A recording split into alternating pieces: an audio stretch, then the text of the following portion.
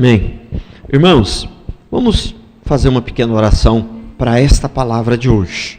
Senhor Deus, na verdade, nós já temos que te agradecer, porque sabemos que o Senhor sempre nos conduz. O Senhor, a nossa vida está nas tuas mãos. Como foi lido aqui no princípio do culto, nós confiamos no Senhor, que o Senhor conduz os nossos passos e a nossa vida está nas tuas mãos. Cremos que o Senhor conhece todas as coisas, está na nossa direção, está na frente, está nos dando direção. Por isso nós já te agradecemos, Pai, em nome de Jesus, que o Espírito Santo ilumine os nossos corações agora para compreender apropriadamente esta palavra, Pai, em nome de Jesus Cristo. Amém? Então hoje é a terceira mensagem, hoje é a terceira palavra, a terceira mensagem dessa série de mensagens que estamos ministrando sobre orar em línguas, sobre os dons do Espírito Santo. Então, eu queria começar lá por Atos 2. Mas antes de começar lendo o texto aqui, eu queria colocar aqui uma questão assim, que é muito importante, irmãos, mas muito importante, que nós precisamos entender. Que as igrejas modernas, pentecostais, neopentecostais, a maioria delas caem nesse erro, de colocar as experiências pessoais acima da palavra de Deus. Então, se você mostra assim para ele, você fala assim, aqui, está escrito aqui, a imagem da Aparecida não é de Deus. Está escrito aqui, está vendo? Olha aqui que está escrito aqui. Entendeu? Mas aí ele fala para você, não, mas é assim, eu fui lá, eu tinha uma muleta, eu não conseguia andar, eu fui lá e voltei. Eu estou andando, ela é de Deus sim. Prestou atenção? Então, a pessoa coloca a experiência pessoal acima. Pensa que é só católico que faz isso? Não, aliás, os católicos fazem pouco isso, quase não fazem isso. Quem faz mais isso é os evangélicos. A igreja moderna, a igreja pentecostalismo exagerado, põe as experiências pessoais. Então o que acontece? Seja na dúvida entre a experiência pessoal e a palavra, quem é o mentiroso? Apóstolo Paulo fala, seja eu o mentiroso e a palavra seja verdadeira. Então, veja bem, se eu, mas esse negócio de cair no Espírito não existe na Bíblia. Pastor, mas eu caí. Eu caí lá no Espírito e tal. Então agora, porque você caiu, a palavra de Deus não vale mais. Agora o que vale é a sua experiência. É porque você caiu, a Bíblia então nós temos que jogar fora, entendeu? Prestou atenção? Então, a experiência pessoal, não é que ela não tenha o seu valor. Ela tem o seu valor, e a gente ela até nos ajuda a entender a palavra muitas vezes, mas ela não pode ser colocada acima da palavra, compreende? Nada, vezes nada, vírgula nada, mais nada, nada pode ser colocado acima da palavra de Deus. A palavra é o próprio Deus, entendeu? Então, tudo bem, a minha perna só tinha 1 metro de comprimento, mas foi lá, o cabra fez uma oração, agora ela está com 2. Mas se tiver um versículo, não tem, irmãos, mas se tiver um versículo lá que diz que perna não fica mais comprida, então o que vale é a palavra. Não interessa que a minha perna só tinha 1 metro, ela só tinha 1 metro, agora tem 2, mas sei lá, eu devo estar enxergando errado, alguma coisa não interessa, eu tenho que acreditar na palavra, e não na experiência pessoal. E as pessoas têm experiência. Por exemplo, esse negócio de cair no Espírito. Eu acredito que uma pessoa pode cair no Espírito. Irmãos, existe alguma coisa que o Espírito Santo não pode fazer? Só pecar, que ele não pode. O resto, irmãos, de Deus eu não duvido de nada. De Deus eu não duvido de nada. Eu caí muitas vezes, a pessoa orando não foi de Deus, A pessoa dava uma empurradinha, entendeu? Era pastor lá, se não caísse, tinha que cair, senão depois levava uma bronca. Se eu estou aqui nesse lugar, todo mundo cai, depois ele tem que levar bronca. Aí eu falei, enquanto eu estou aqui, eu tenho que cair também, Aí, o que acontece? Agora, uma vez na vida, em 23 anos de ministério, né? Porque no começo, era uma questão muito estranha, porque no começo todo mundo caía, só eu que não caía. Fui uma vez lá, era bem novinho convertido, isso aí faz uns 22 anos. Tem 23 anos de crente. Fui uma vez num evento, nem lembro onde que foi, lá na Aparecida, num salão grande, lá um estádio que tem lá, acho que é uma quadra de esporte, acho que é, não sei lá, entendeu? Aí o cara era poderoso mesmo, entendeu? Falou, agora vai vir o poder. E assim, aí foi todo mundo para trás. E aquele povo passou por mim assim, batendo em mim assim, e eu olhando assim. Por que esse povo... E eu nada. Não. Aí fui perguntar para algumas pessoas, né? Aí, por que todo mundo caía e eu não caía? Por que eu não tal? O que está acontecendo isso aí? E um falou para mim, é porque, sabe por quê? Porque você tem essa mesma unção, esse mesmo poder. Aí, falei, é mesmo? Nossa, eu acreditei, cara. Aí comecei a derrubar o povo. Você entendeu? Comecei a derrubar o povo. Comecei a derrubar o povo, aí pronto. Aí só que tem uma coisa, em 23 anos de ministério, entendeu? Um dia, em São Paulo, né? Eu não sei não, irmãos, mas eu acho que eu caí nessa tal de unção do Espírito aí. Foi durante o louvor, você entendeu? E o louvor é aquele negócio gostoso e aquela vontade de chorar. E você sabe que é a presença de Deus. Ali, papapá, de repente parece que a perna amoleceu assim. Eu sentei na cadeira, quer dizer, eu estava na cadeira assim, eu sentei. Mas aquilo ali foi uma queda. Você entendeu? Agora, eu creio que foi do Espírito Santo. Entendeu? Então, esse não é o único, mas esse é um dos motivos que eu não duvido de que você possa cair no Espírito Santo. Eu não duvido. Esse é um dos motivos, né? Mas esse não é o único. Agora, né? Se tivesse um versículo escrito bem claro ali, que não cai no Espírito, não tem, viu, irmãos? Mas se tivesse, eu ia dizer, não foi de Deus. A minha experiência, eu tenho quase certeza que eu caí ali na unção do Espírito, mas sei lá, deve ter sido um engano, deve ter sido emocional, eu devo ter me enganado, entendeu? Porque a gente tem que confiar na palavra, né? Então, a Bíblia não incentiva, não tem nenhum lugar que incentiva, que aprova isso, que diz que é para você fazer, mas também não tem nenhum lugar que diz que isso não pode acontecer, né? Então eu não duvido. Mas enfim, uma coisa é certa, não existe essa prática, né? Mas enfim, eu não quero me estender muito nesse assunto aí, senão saio fora aqui do tema principal, que é as línguas, né? Embora nós continuamos dentro do contexto que é falando sobre dons, né, espirituais. Mas vamos lá então. Voltando ao que eu estava falando no princípio, que é o que precisa de destaque aqui, é importante. Tudo é importante, mas esse é mais. Nesse momento, é a questão da experiência pessoal. Nós não podemos botar a experiência pessoal acima, né, da palavra de Deus.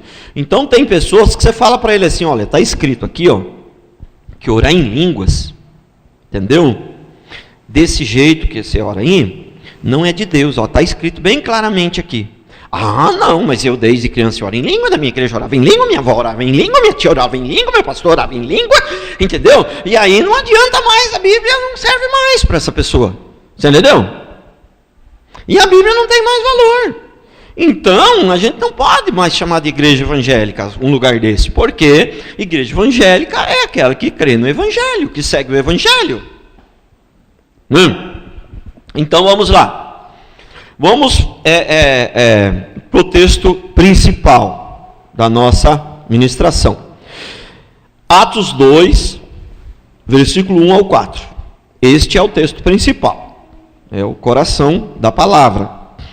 Vamos ler com bastante atenção. Ao cumprir-se o dia de Pentecostes, estavam todos reunidos no mesmo lugar. De repente veio do céu um som, como de um vento impetuoso, e encheu toda a casa onde estavam assentados. E apareceram distribuídas entre eles línguas como de fogo, e pousou uma sobre cada um deles. E todos ficaram cheios do Espírito Santo, e passaram a falar em outras línguas, segundo o Espírito lhes concedia que lhe falasse. Bom, até aí, este é o coração da palavra, esse é o texto base, esse é o texto principal. Mas eu preciso explicar aos irmãos o seguinte: agora, para nós entendermos esse texto principal, esse texto base, nós temos que ver o contexto, o contratexto, o restante do texto. Em que contexto esse povo estava inserido? Vamos ler um pouco do texto anterior e um pouco do texto que vem depois, para a gente entender o contexto. Tendo dito isto, quero dar aqui uma ilustração do que é o contexto, que talvez mesmo depois disso, talvez você não tenha entendido direito. Vou dar uma ilustração aqui do que é o contexto. Vamos supor que depois do culto, eu chamo aqui o Moi e falo: Moi, eu tenho uma casa, né, que eu construí, que cuida de crianças. E eu vou fazer uma viagem, vou ficar 15 dias fora, e eu queria pedir para você cuidar dessas crianças para mim. São 10 crianças que tem lá, né? Ah, eu cuido, pastor, pode deixar comigo. Isso em particular. A igreja não viu, o culto já tinha acabado. Depois chamo o Anderson também em particular e falo para o Anderson: Anderson, eu tenho uma casa para cuidar de animais. E eu vou viajar, vou ficar 15 dias fora. E eu queria que você cuidasse dos bichinhos para mim. Você cuida? Cuido, pastor. Pode ir sossegado que eu cuido dos bichinhos para o senhor. Tá bom. Vocês não estavam inseridos no contexto. Vocês não participaram dessa conversa. Prestou atenção?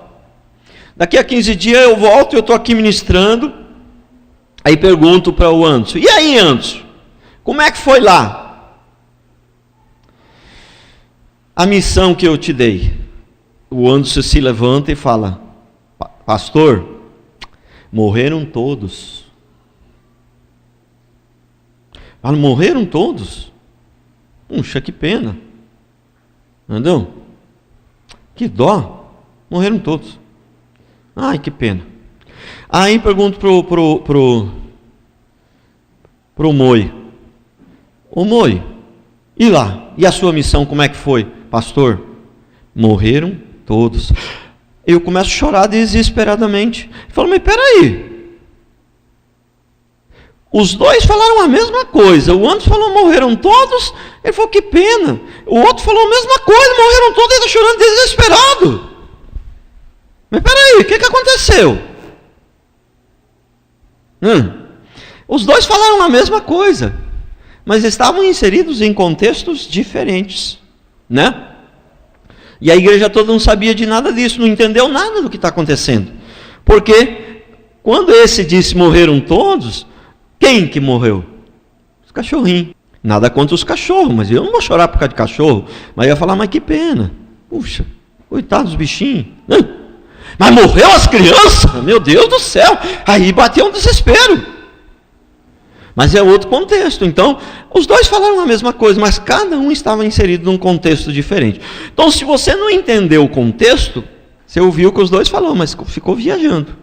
Eu estou inserido no contexto, não fiquei viajando na maionese. Eu sei o que significa o morreram todos de um e o morreram todos do outro. Então, tem alguns casos na Bíblia que a Bíblia diz assim, que a misericórdia de Deus dura para sempre. E alguns textos que diz que a misericórdia de Deus está sobre a vida de todos.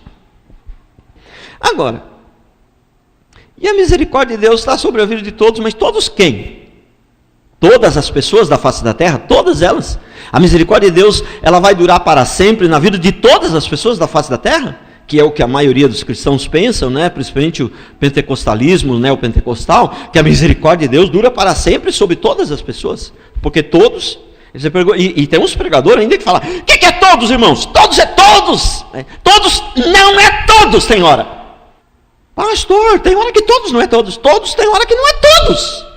Não é todos. Todos, quando diz que a misericórdia de Deus dura para sempre, é todos aqueles que se arrependem. Se a misericórdia de Deus, todos quem? tem que ver o contexto para ver que todos eram esses. Porque se a misericórdia de Deus durasse para sempre na vida de todos, não existiria inferno então, porque ninguém iria para o inferno. Prestou atenção? Não? Então o que acontece? Se nós não avaliarmos tem muitos princípios, né? Muitos critérios que nós temos que observar para interpretar a Bíblia corretamente, mas o principal deles é essa questão do contexto, correto?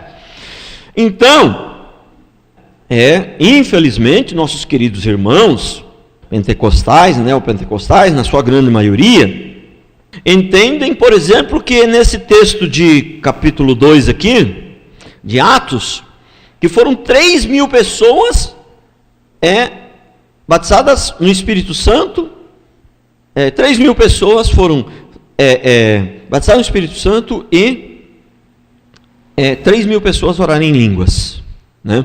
Não é verdade, né? Não é verdade. E eu vou mostrar para vocês claramente como isso não é verdade. E para isso, o que é que nós temos que avaliar? O contexto. Então vamos começar a partir do capítulo 1, versículo 13.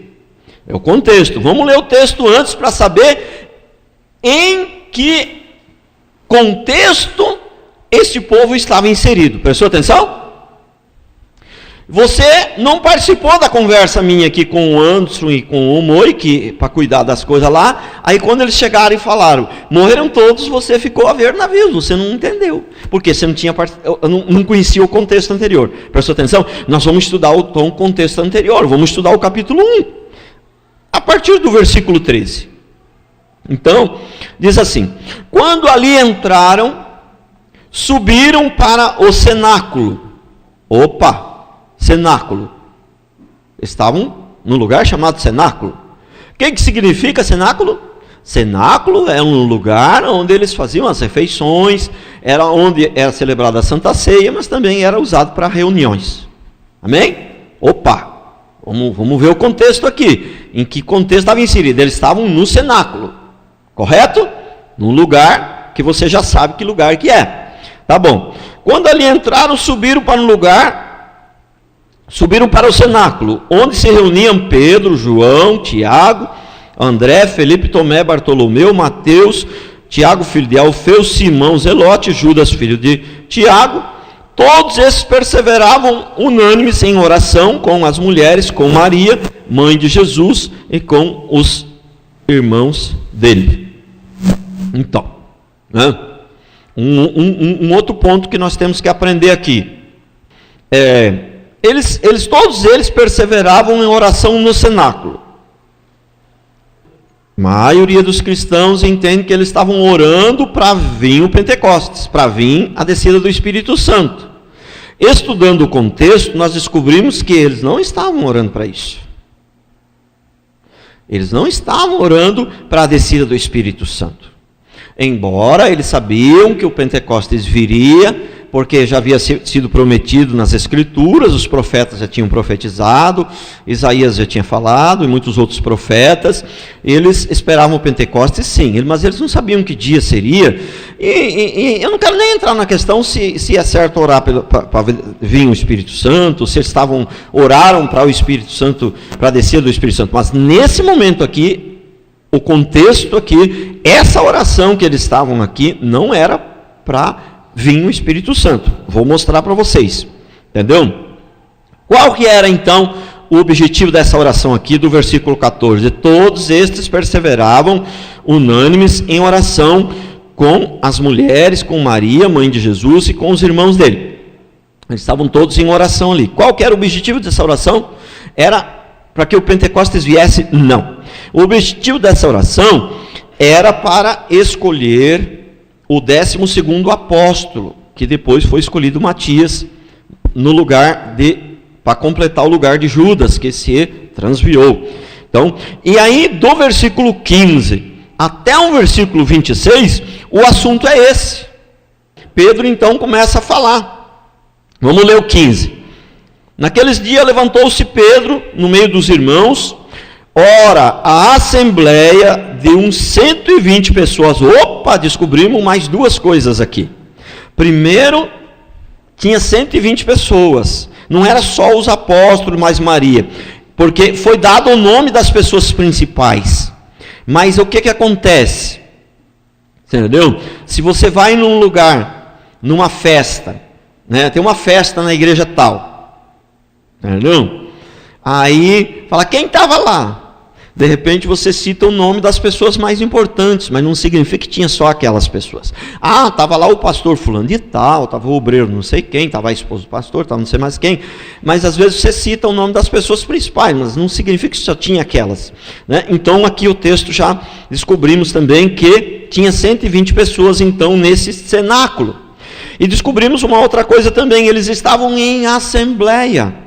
Assembleia, o que é assembleia? Eles estavam reunidos em assembleia para deliberar sobre a escolha do 12º apóstolo, para decidir sobre isso. Então, o texto não diz claramente, mas provavelmente quem estava reunido ali eram crentes firmes, era gente da liderança da igreja.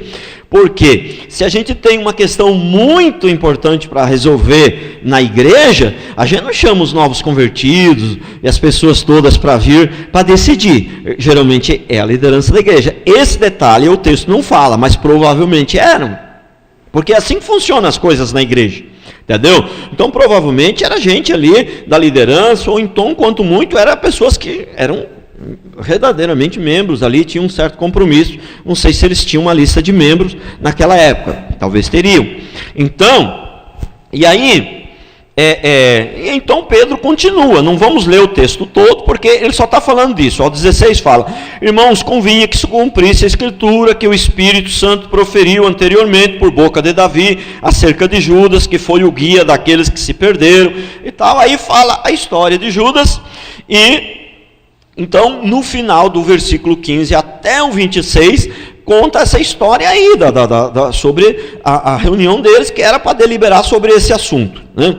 E no versículo 26 diz assim, e os lançaram em sorte, vindo a sorte recair sobre Matias, sendo-lhe então votado lugar com os 11 apóstolos. Então, eles estavam numa assembleia, né? No cenáculo, reunidos para deliberar sobre uma questão muito importante, a escolha de mais um apóstolo. Inclusive eles estavam em oração, entendendo que esse assunto era um assunto muito importante e precisava da direção do Senhor. Como eles não tiveram ali uma direção do Senhor, eles fizeram um sorteio entre os dois. O que alguns teólogos dizem que isto foi um erro. Não é que a Bíblia está errada, não, porque a Bíblia tem hora que ela relata o que aconteceu, mas ela também não está afirmando que o que foi feito ali está certo. Ela apenas relata o que aconteceu. Alguns teólogos dizem que isso aqui foi um erro deles, que como é que vai escolher o cara sob sorteio? Alguns chegam a dizer que o 12º apóstolo verdadeiro seria Paulo, porque essa escolha não foi de acordo com a perfeita vontade de Deus, porque foi feito por um sorteio. Amém. Isso é uma coisa bem, né, que a gente não sabe. Pode ser que seja verdade, que esses teólogos creem, pode ser que não sei. Isso aí não dá para se comprovar, mas que é uma coisa que tem um certo fundamento, tem, irmãos. Né? Um sorteio? Será que Deus aprovou isso? Acho que essa era a vontade de Deus, que fosse escolhido por um sorteio? Acho que faltou oração ali, eu acho que a oração não foi suficiente, né? Entendeu? Mas vamos entrar muito nesse assunto, tá? Mas vamos lá, continuar o nosso assunto principal aqui, sobre as línguas. Todo esse rodeio, tudo isso aqui que eu estou fazendo, é para você entender a respeito das línguas. O meu assunto principal aqui é as línguas. Aí vem, então vamos no nosso texto principal agora. Você já aprendeu que tinha 120 pessoas em assembleia, no cenáculo. Você já aprendeu isso, que eles estavam em oração, mas o objetivo da oração não era para a descida do Espírito Santo, era para deliberar sobre esse 12º apóstolo. Mas aí aconteceu algo inesperado, nesta festa de Pentecostes, nesse momento em que eles tinham acabado de deliberar sobre esse assunto importante. Aconteceu algo inesperado. Ao cumprir-se o dia de capítulo 2, versículo 1. Ao cumprir-se o dia de Pentecostes, estavam todos reunidos no mesmo lugar. Duas coisas nós precisamos observar aqui. Eles estavam no mesmo lugar. Qual que era o lugar, irmãos? Cenáculo. Entendeu? Agora tem uma outra coisa que é muito importante aqui. Oh, essa palavrinha todos, ela é fantástica. Todos aqui, era todos? Esse todos aqui não era todos. Pastor, o senhor está dizendo que o todos não era todos. Eu estou dizendo exatamente isso, que todos não era todos. Pastor, explica esse negócio aí, como é que funciona? Todos não é todos? Porque as pessoas não avaliam o contexto direito, entendeu? E acham que todos os 3.000 oraram em línguas. Só que aqui é o seguinte, esse todos aqui é os 120. Vamos lá. Ao cumprir-se o dia de Pentecostes, estavam todos reunidos no mesmo lugar. Quem que é que estava reunido no mesmo lugar no cenáculo? Era os 120. De repente veio do céu um som, como um vento impetuoso. Não teve vento, teve só o som do vento. Encheu toda a casa. Que casa era essa? O cenáculo. Onde estavam assentados, né? Estavam assentados. Amém? Era o cenáculo. E apareceram distribuídas entre eles línguas como de fogo, né? E pousou uma sobre cada um deles. Todos ficaram cheios do Espírito Santo. Quem que era esses todos aqui? Os 120. Todos ficaram cheios do Espírito Santo, passaram a falar em outras línguas, segundo o Espírito lhe concedia. Né? Uma outra coisa nós aprendemos aqui, que línguas não dá para ensinar a orar em línguas. Vem, irmãos, vamos orar em línguas agora, vamos ensinar vocês agora. Comecem. Entendeu? Comece você aí. Não dá para ensinar, que é o Espírito que concede orar em línguas. Não? É uma coisa vinda do Espírito. Entendeu? É o Espírito que faz na vida da gente. É um dom, é o Espírito que move. É Ele que né? Não é uma coisa ensinada, não é uma coisa treinada, não é uma coisa aprendida. Outra coisa que nós aprendemos aqui então, tá certo? Agora vamos continuar então o contexto. O texto posterior. Versículo 5 em diante. Né? Versículo 5 em diante. Aí, do versículo 5 até o 13, é uma questão muito interessante, porque não revela muitas coisas. Olha o versículo 5. Ora, estavam habitando em Jerusalém judeus, homens piedosos, vindo de todas as nações debaixo do céu. Quando, pois, se fez ouvir aquela voz, afluiu a multidão. Então, estava morando em Jerusalém pessoas vindo de todas as nações. E quando, pois, se fez ouvir aquela voz, quer dizer, existia ali uma multidão que estava numa certa distância e que ouviu a voz. Ouviu, né? Ouviu aquela voz, pois se fez ouvir aquela voz e afluiu a multidão. Afluir. A palavra afluir, ela tem de 15 a 20 significados, é muitos significados, entendeu? Mas o mais importante dele é afluir, é se aproximar, se achegar. O que significa que essas 3.000 estavam numa certa distância, ouviram a voz, e aí afluiu, ele se aproximou, eles se achegaram. Prestou atenção? Continuando a leitura, né? A multidão que se possuiu, estou no versículo 6, se possuiu de perplexidade, porquanto cada um ouvia falar na sua própria língua. Quer dizer, esses 3.000 ficaram perplexos, porque estava vendo os 120 falar na língua deles. Né? Pastor, mas como o senhor tem tanta certeza que era os 120? Você está acompanhando o contexto, vamos acompanhar o contexto aqui. Entendeu? Quem o Espírito desceu sobre os 120, eram aqueles que estavam reunidos na casa, assentados. Não estavam os 3.000. Não existia naquele tempo um lugar que coubesse 3.000 pessoas dentro de uma casa assentados. Não estavam os 3.000 ali dentro da casa, estavam os 120. Né? Versículo 7.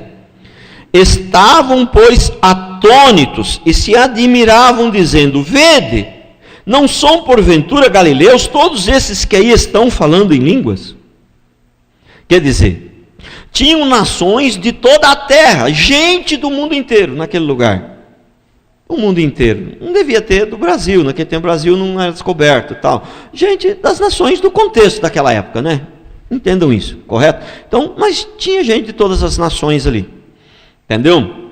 E essas pessoas se admiravam porque esses que estavam orando em línguas eram galileus. Então veja bem, não foi todo mundo que orou em línguas, foi os galileus.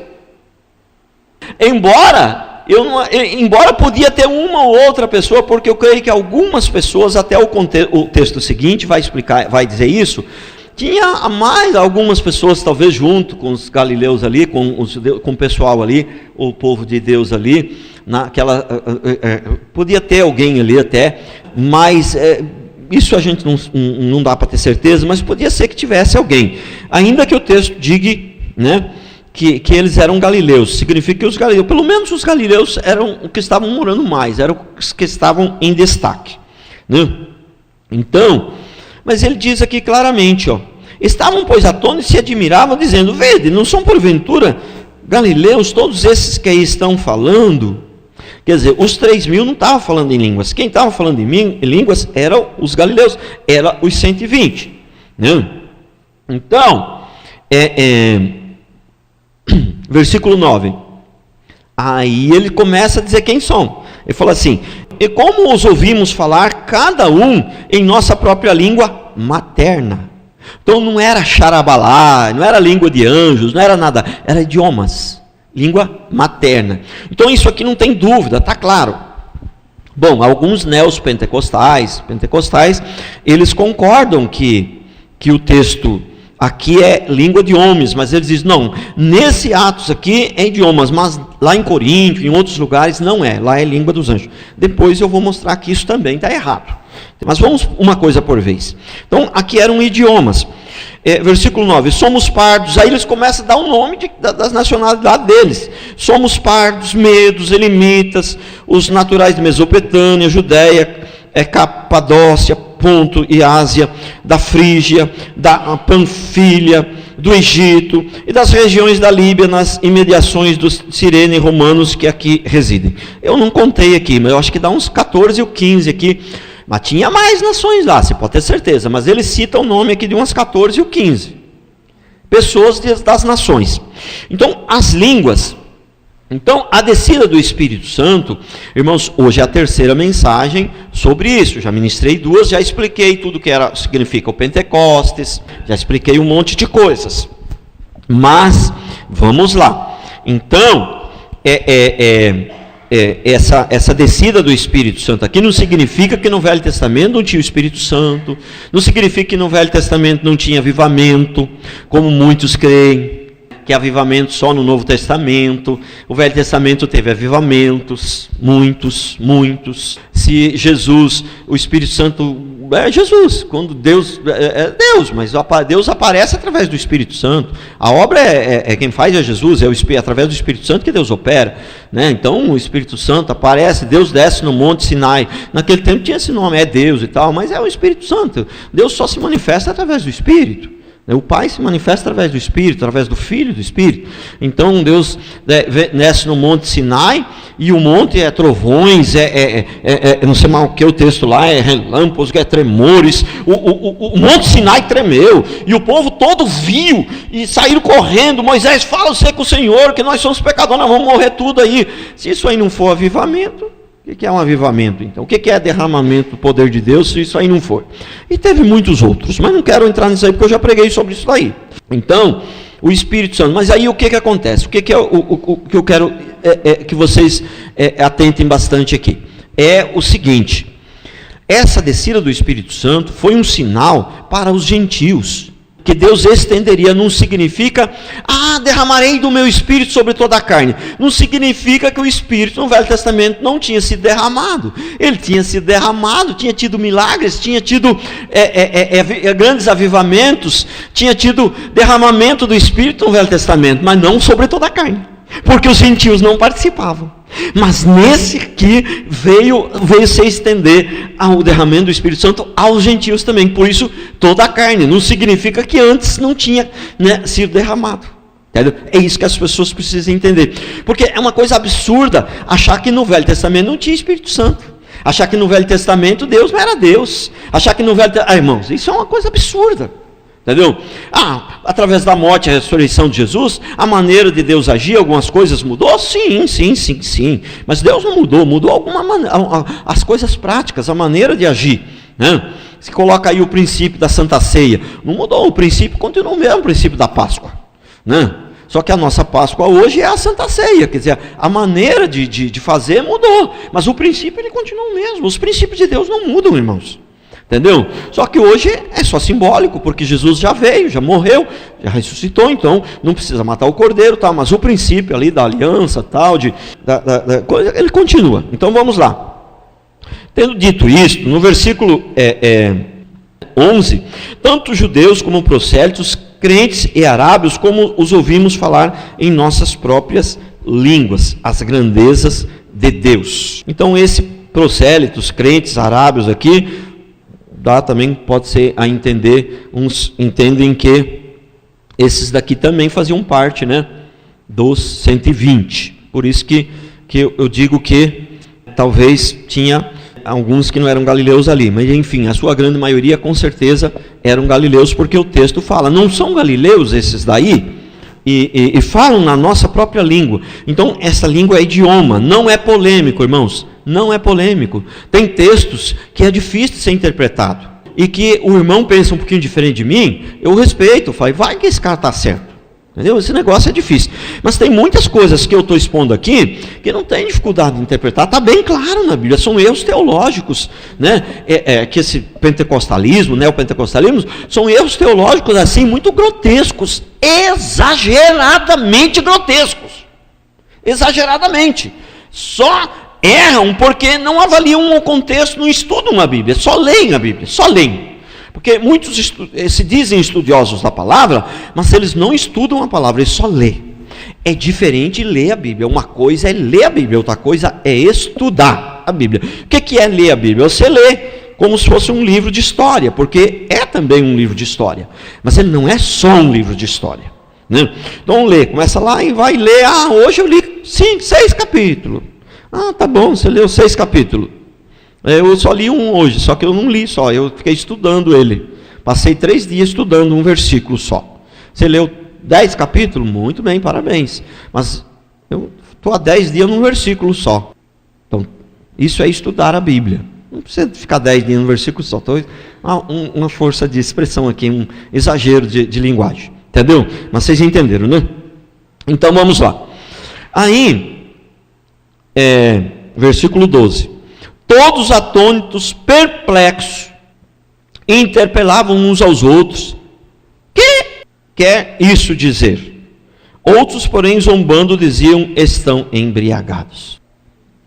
Um erro teológico aqui muito grave, esse não está tão claro, esse eu confesso que já é um pouquinho mais difícil de perceber.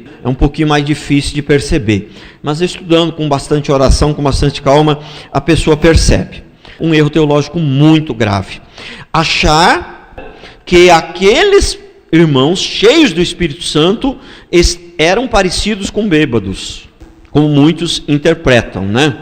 Porque esses homens falaram, nossa, mas eles estão bêbados, entendeu? Eles estão embriagados. Espera aí, vamos avaliar, quem foi que avaliou eles? Achou que eles estavam bêbados. Quem foi? Crente cheio do Espírito, a última pessoa que ele se parece é com bêbado. Porque bêbado é chato, é nojento, é depravado, você entendeu? E o crente cheio do Espírito não tem nada disso. Ele não é chato, ele não é enjoado, ele não é depravado.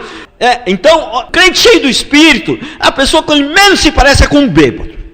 Mas por que então que esses homens falaram... Mas eles estão embriagados. Por quê? Primeiro, porque esses homens não eram crentes. Eram aqueles 3.000 que ficaram de lado ali vendo, os caras orando em línguas. Eles não eram crentes, eles avaliaram erradamente.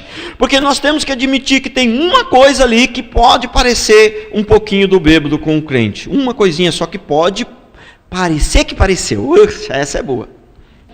O que é? Que um crente cheio do Espírito, ele tem alegria. E o bêbado não tem alegria, mas aparentemente parece que existe uma alegria. Foi só isso que confundiu aqueles homens. Mas crente cheio de Espírito não se parece com bêbado. e muito menos com gente louca. Como fazem esse povo aí nas igrejas que parece louco, fica rodando e pula e se machuca, entendeu? E gente cheia do Espírito, a última coisa que ele se parece é com bêbado, e uma outra coisa também que ele não se parece é com gente louca. Um crente cheio do Espírito, sabe com quem que ele se parece mais? Com o Espírito. Ele se parece com Deus.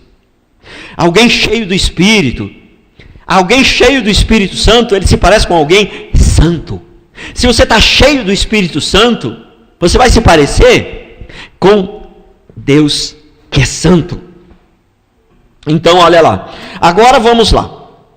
Entendido isso, o texto principal, e esse texto que fala claramente que eram pessoas de outras nações, já entendemos claramente que quem orou em línguas não foi os 3.000, foi só os 120.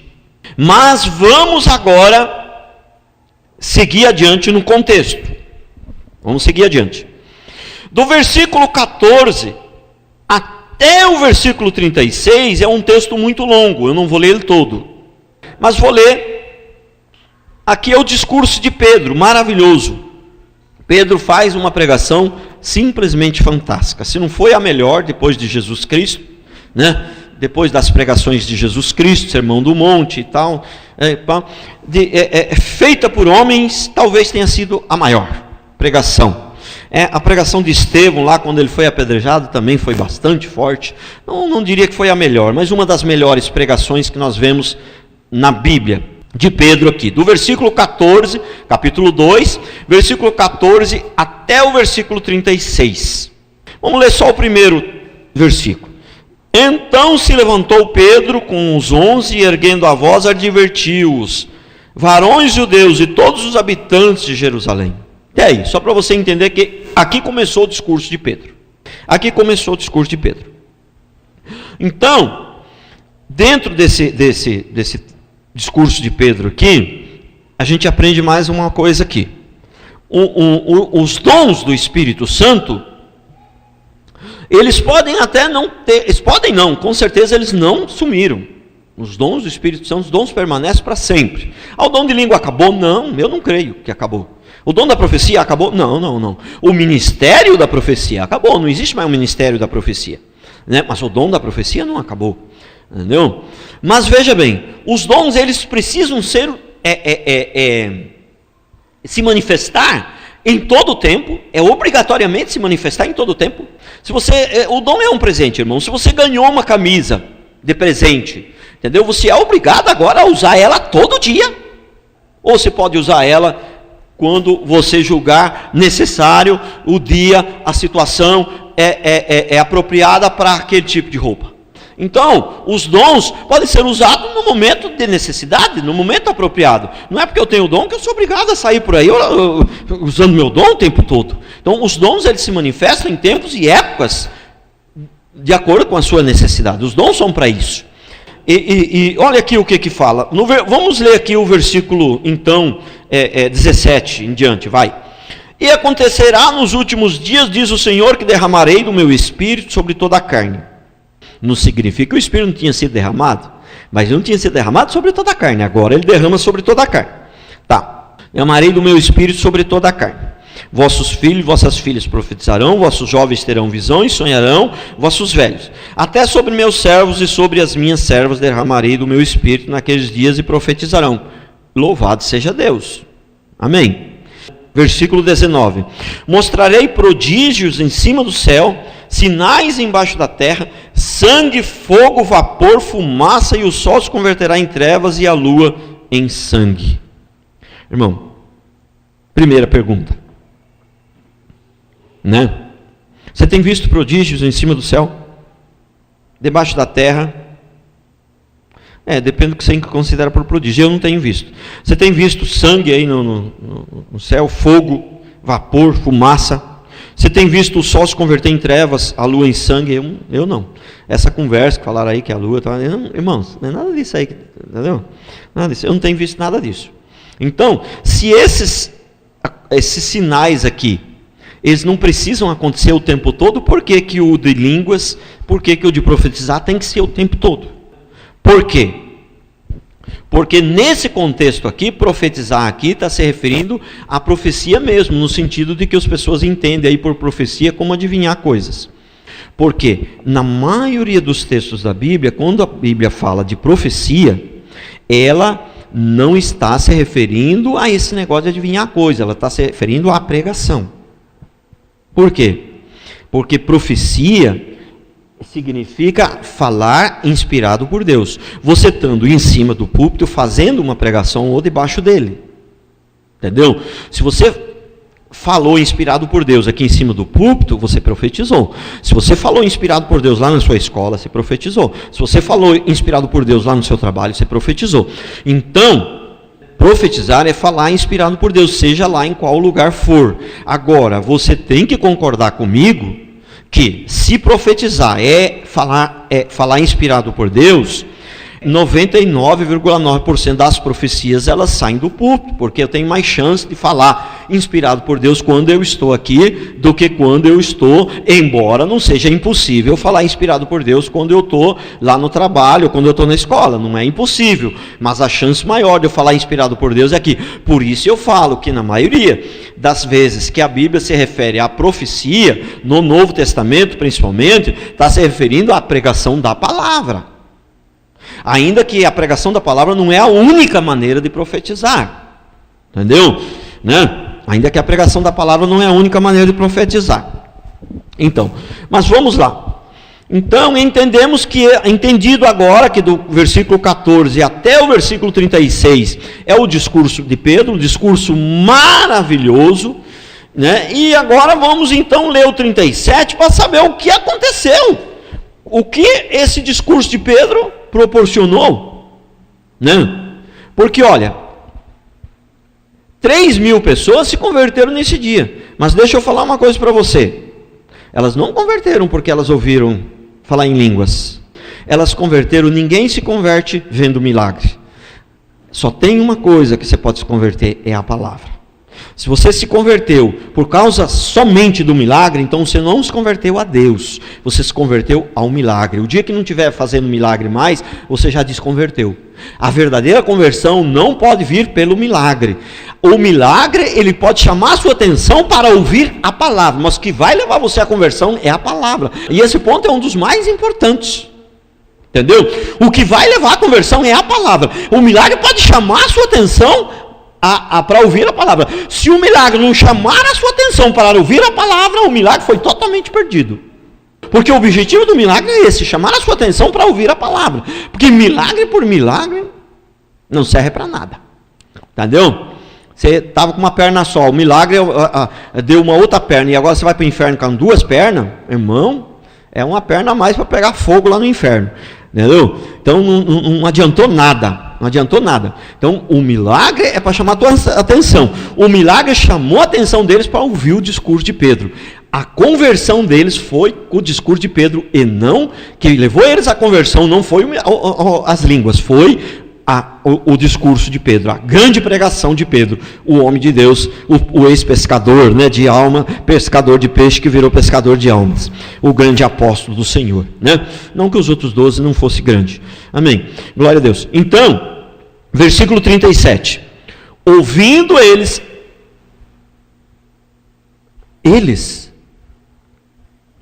quem? Veja, como nós temos que, para entender a palavra, nós temos que estar atento a detalhes. Eles quem? Os 120. É? Não é os 120. Aqui é os 3.000. Ouvindo eles estas coisas, compungiu-se-lhes o coração e perguntaram a Pedro e aos demais apóstolos: irmãos, que faremos? O que faremos? Então os 3.000 ficaram atônitos, eles ficaram perplexos. Eles viram falar na língua deles. E aí Pedro sapeca uma pregação daquelas. Falou: e agora? Alguma coisa? Irmão, esse negócio aqui não está normal, está acontecendo alguma coisa nesse lugar. O que e agora? A nossa vida acho que vai mudar, alguma coisa está acontecendo aqui. E agora, o que a gente faz? Como é que a gente faz, Pedro? E os outros apóstolos, João, Tiago, o que a gente faz agora? Aí Pedro, bem incisivo, bem claro, bem objetivo, diz para eles o que eles têm que fazer. Versículo 38. Respondeu-lhe Pedro: arrependei-vos e cada um de vós sejam batizados em nome de Jesus Cristo para a remissão dos vossos pecados, e recebeis o dom do Espírito. Bom, esse versículo 38 nós aprendemos um monte de coisa, né? Primeiro, para receber o dom do Espírito, né, é o arrependimento, não é ficar orando em línguas, entendeu? Não é, começa a orar em línguas, começa a orar em línguas e o Espírito vem. Não é isso, é arrependimento. Entendeu? Você quer receber o Espírito Santo, você quer receber o dom do Espírito, você quer ser cheio do Espírito, é arrependimento. É arrependimento. Então respondeu-lhe Pedro: arrependei-vos e cada um de vós sejam batizados em nome do Senhor. Aprendemos uma outra coisa aqui: batizados. Esse povo, eles eram gentios, irmãos. Eles tinham vindo de todas as nações, eles não eram crentes. Mas como que eles foram batizados no Espírito Santo se eles não eram crentes? Por quê? A Bíblia nem diz, o Pedro nem fala, arrependei-vos e sejam salvos. Ele fala arrependei-vos e sejam batizados. Por quê? Porque o batismo e a salvação é uma coisa só. Ele falou aqui, arrependei-vos e sejam batizados. Entendeu? Arrependei-vos e sejam salvos. A salvação e o batismo é a mesma experiência. É uma experiência só. Não existe esse negócio dos pentecostais, neopentecostais, que você primeiro é salvo e depois é tipo mais ou menos assim. Você, na hora que você foi salvo, você recebeu uma porção do Espírito, mas uma porção limitada, pequena. Depois, no batismo, você recebe uma porção maior. Irmãos, é ridículo isso. Era só o que faltava. Eu creio que nunca haverá uma porção maior do que essa primeira que você recebeu, maior do que a da salvação. Nunca, entendeu? Mas por que então depois a gente tem que ser cheio do Espírito a cada dia? Por quê? Porque as circunstâncias, né, da vida, do mundo, muitas vezes levam você a se esvaziar. Esvaziar não no sentido que o Espírito saiu de você, mas no sentido que ele continua ali, mas ele só não está agindo mais, porque a Bíblia diz que o Espírito se entristece quando você vive uma vida mundana. Então, não é que o Espírito também saiu, não é que agora, quando você tinha você foi salvo, você tinha mais o Espírito, agora você tem menos. Não, você tem a mesma quantidade, irmão, não tem. Sabe por quê? O Espírito Santo, ele é uma pessoa, então não tem mais ou menos. Uma pessoa não pode entrar a metade em você e depois sair a metade. Agora você não está mais muito fiel, está meio mundano, metade do Espírito vai embora, a outra metade fica. Irmãos, o Espírito Santo, apesar de ele estar em todos os lugares ao mesmo tempo, ele é uma pessoa. Então, ele não tem como você receber só a metade dele. Você recebeu, né, o Espírito Santo por completo quando você foi salvo. Agora, se você vive uma vida mundana, o Espírito Santo vai se entristecendo, e aí fica vazio, significa que ele não foi embora, significa que ele está ali, ele continua ali, mas ele não está agindo mais, entendeu? Então quando nós oramos, Espírito vem nesse lugar e tal, irmão, ele nunca passa pela minha cabeça que o Espírito não esteja aqui, irmãos. Ele, se nós somos crentes, ele está dentro de cada um de nós. Vem, que eu estou me referindo, vem agir, vem operar novamente, faz alguma coisa. É a mesma coisa, o irmão está aqui, ele está presente, mas de repente fala para ele, irmão, fala uma palavra aí, prega alguma coisa, entendeu? Ele estava aqui, mas não estava pregando, agora eu mandei ele pregar, agora mudou a situação, entendeu? Uma coisa é estar no lugar, outra coisa, inclusive a Bíblia fala de vocês, né? Você está cheio do Espírito Santo, né? A igreja está cheia do Espírito e o lugar também está cheio do Espírito, entendeu? Cheio de Deus. Pouco difícil de entender isso, tá, né? A Bíblia diz que o Espírito Santo pairava sobre as águas lá no início né? Então, apesar de ser uma pessoa, apesar de você não poder receber ele pela metade, né, ele, né, pode estar em todos os lugares ao mesmo tempo. Ele pode estar ali, mas não significa que ele está agindo. Ele pode estar ali, mas não significa que ele está aprovando o que está sendo feito. Prestou atenção? Uma coisa é ele estar, outra coisa é ele estar agindo, outra coisa é ele estar aprovando o que está sendo feito.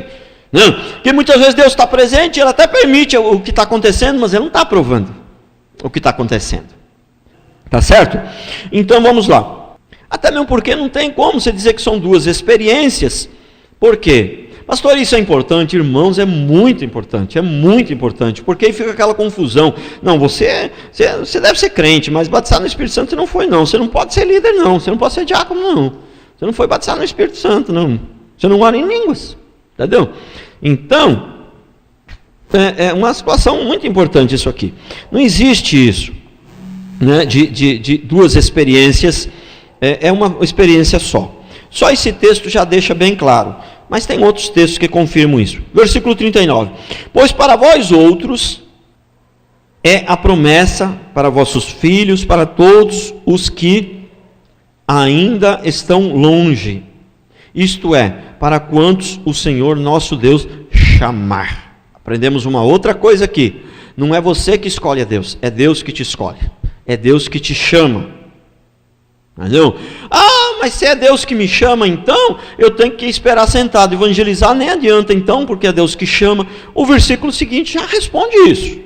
Ele diz assim: com muitas outras palavras deu testemunho, exortava-os dizendo: salvai-vos. Entendeu? Então aí, né, a pregação de Pedro ainda exortava, ainda falava, né, ainda falava aqui que era para eles ser salvo. Ó. Procura ser salvo, cara.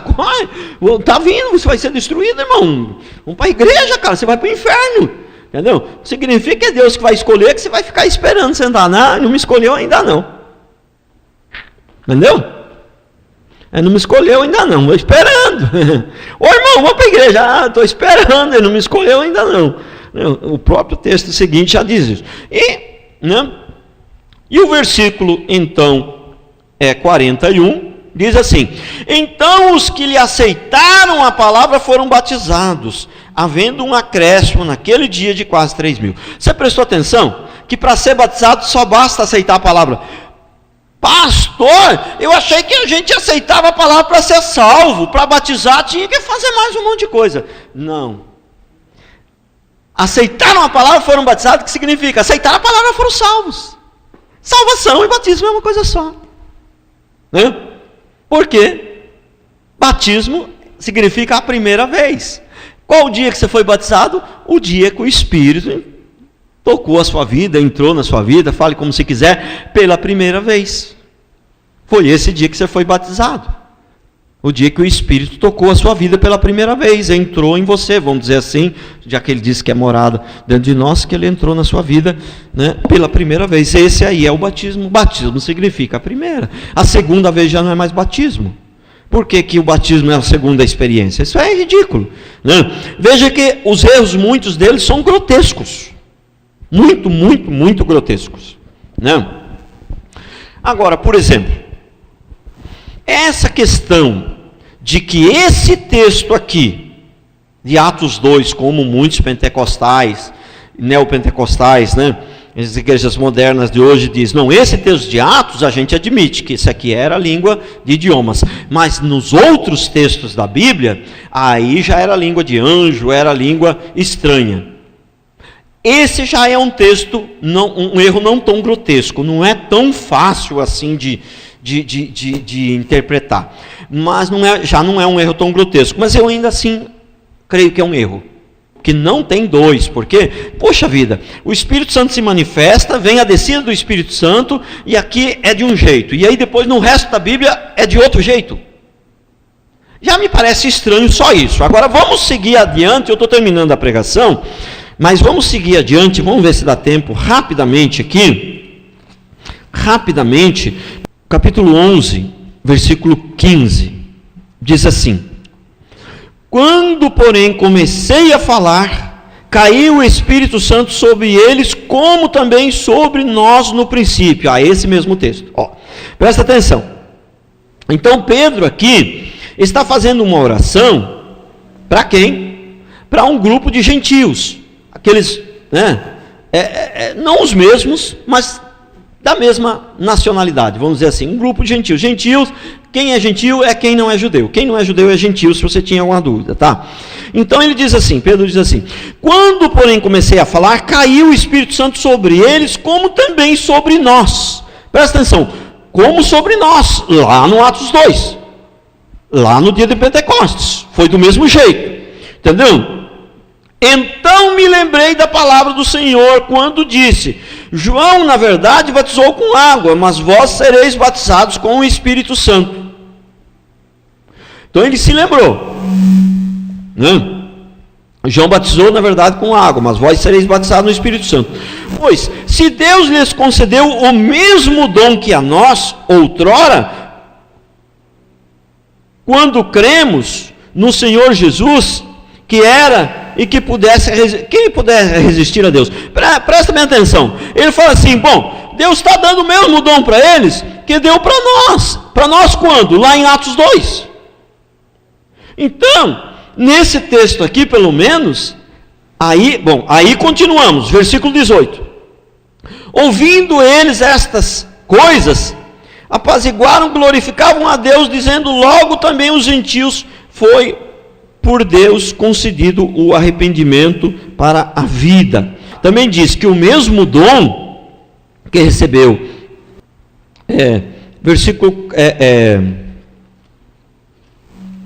capítulo 19. Aconteceu que estando Apolo em Coríntio, Paulo tendo, 19, versículo 1, Paulo tendo passado pelas regiões mais altas, chegou a Éfeso, ali estavam alguns discípulos, perguntou-lhes, recebestes porventura o Espírito Santo quando crestes? Ao que lhe responderam, pelo contrário, nem mesmo ouvimos falar que existe o Espírito Santo. Então Paulo perguntou, em que, pois fostes batizados? Responderam, no batismo de João. O que é o batismo de João? O batismo das águas. Disse-lhe Paulo, eles tinham sido batizados nas águas, mas não era crente ainda, eles não tinham se convertido.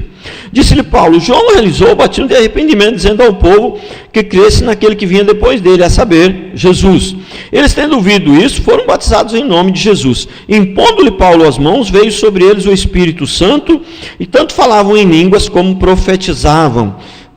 Então, esses daqui é o mesmo dom que foi recebido lá no Atos 2, é o mesmo dom, mas tinha um outro texto ainda que falava mais claramente, aleluias, glória a Deus, louvado seja a Deus, aleluias. Então tem um texto que fala aqui em Atos que eles oraram em línguas, mas esse era o mesmo dom que foi recebido lá em Atos, no capítulo 2. Então, irmãos, muitos erros nessa questão de línguas aí, são erros grotescos, na sua grande maioria. Agora, eu citei aqui na primeira pregação uns 15 pontos, na segunda mais uns 15, fora a pregação de hoje. Então são muitos pontos que a gente tem que observar, muitos detalhes, e todos eles, apesar de muitos deles serem detalhes, eles são bem claros, são bem grotescos. Agora tem uns 4, 5 pontos ali que são um pouquinho difíceis, né? São um pouquinho difíceis de entender, mas a sua grande maioria são. Agora, os mais claros eu nem comecei ainda. Na quarta e na quinta mensagem, nós vamos entrar lá no livro de Coríntios, capítulo 12, 13 e 14, onde fala dos dons, e lá fala dos dons, alguns textos lá de maneira muito clara, do tipo assim,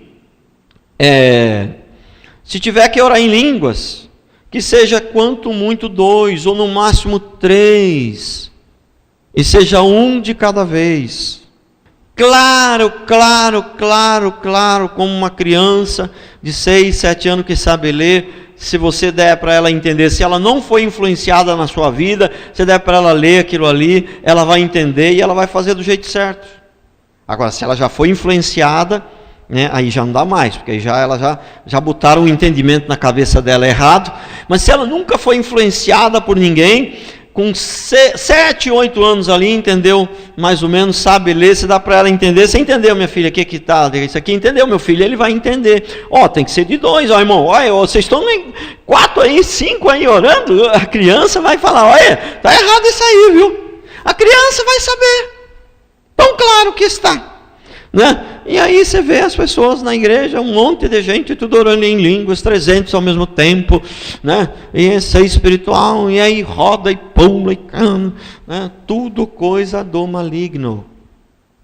Essas pessoas que fazem isso são todas do maligno. Não estou dizendo isso, eu estou dizendo que as coisas que estão sendo feitas ali são do maligno.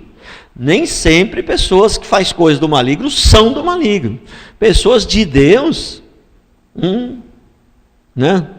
Pessoas de Deus também fazem coisas absurdas muitas vezes. Mas muitos desse povo, sua grande maioria, não nasceu de novo. Lógico que muitos deles nasceram de novo, mas está fazendo palhaçada. Não entendeu a Bíblia, não estudou direito, aprendeu com quem ensinou tudo errado, não se preocupou em conferir se está certo mesmo, se está errado, entendeu? Então, ainda tem algumas mensagens ainda, foi a terceira só hoje, nós vamos entrar, nem entramos no livro de Coríntios ainda, para você ter uma ideia, né? Que é o, né? Não diria que é o principal, né? Esse de Atos também é bem importante, os dois principais textos, né? O de Atos e o de Coríntios, e aí depois então nós vamos falar sobre isso, amém? Glória a Deus, né? Vamos encerrar então.